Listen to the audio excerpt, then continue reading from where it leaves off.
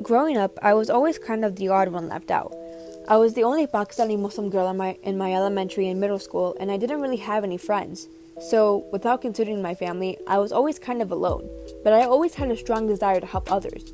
Whether it was helping my mom around the house or donating my spare money to charity, I knew as a kid that whatever career I chose, it had to include helping others. As I got older, I started to volunteer my time within my community. I would spend my summers giving out free lunch at my local library and greeting people as they entered.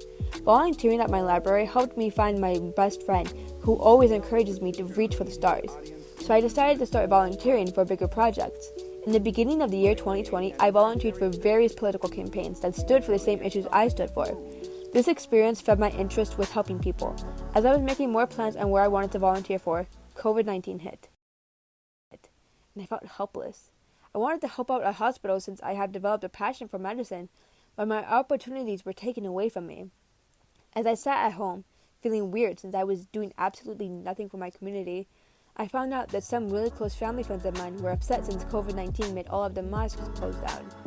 They were sad because they really wanted their kids to start learning more about their religion, so I decided to start teaching my own religious classes at home, and I started to feel complete again.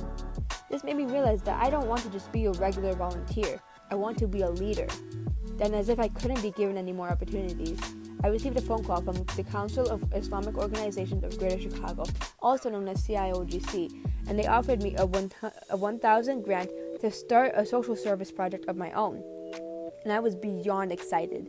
The project I started is called Hands Helping Hands, and it's basically a program that gives out basic necessities to those in need. And as COVID was hitting the low-income area super hard, I decided to have my project focus on the Inglewood community of Southside Chicago.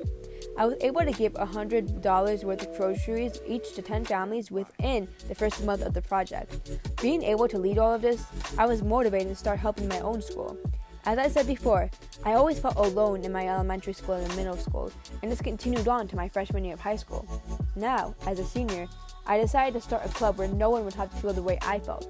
It's called Blazers Minoritized Groups and Allies, and it's a club where anyone from a marginalized group can come together and bring awareness to issues their community faces, and those who aren't in those communities can learn how to be an ally. Since then, I have been given multiple opportunities to start to represent the student body, as I am now part of the Student Superintendent Committee, where we help update old policies so they will no longer target any group of students or staff. And for me, the actual actions didn't matter to me. It was the reactions I would get from other people, from when they would tell me how much of a role model I am to them and how much they love what I'm doing. And that's how I made a positive impact on my community.